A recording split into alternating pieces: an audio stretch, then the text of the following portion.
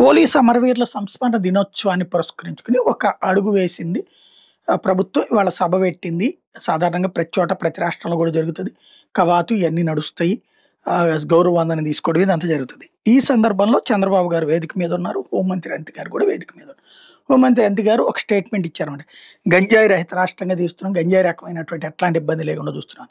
ఆవిడ స్టేట్మెంట్ ఓ పక్కన బ్రేకింగ్ చూస్తున్నా, టీవీ9లో స్క్రోలింగ్ కనబడుతుంది. అది ఆ స్క్రోలింగ్ ఆనుకుని ఇంకో స్క్రోలింగ్ వచ్చింది. తెనాల్లో గంజాయి బ్యాచ్ వీరంగం, అక్కడ ఉన్నటువంటి ఒక ఏది సీఎం కాలనీ, అక్కడ సీఎం కాలనీ ఉందట. అందులోకి వెళ్ళి అక్కడ ఒక ఇంటి మీద దాడి చేశారు. 10 మంది కలిసి గంజాయి మత్తులో ఈ ఇరు వర్గాలకి సంబంధించినటువంటి ఘర్షణ కింద మారిపోయింది అన్నటువంటిది. అంటే గంజాయి రాష్ట్రంలో లేదా, గంజాయి మర్డర్లు ఎన్ని జరగట్లేదు, గంజాయి ఇష్యూస్ ఎన్ని జరగట్లేదు.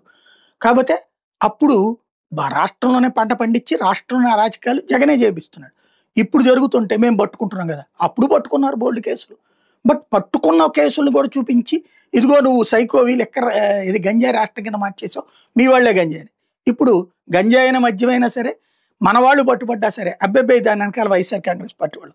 మన చేతిలో media, print media, social media వీళ్ళందరూ ఉంటే ఆ తిమ్మిని బమ్మిని ఎట్లా చేయించడానికి సాక్ష్యం అవుతుంది.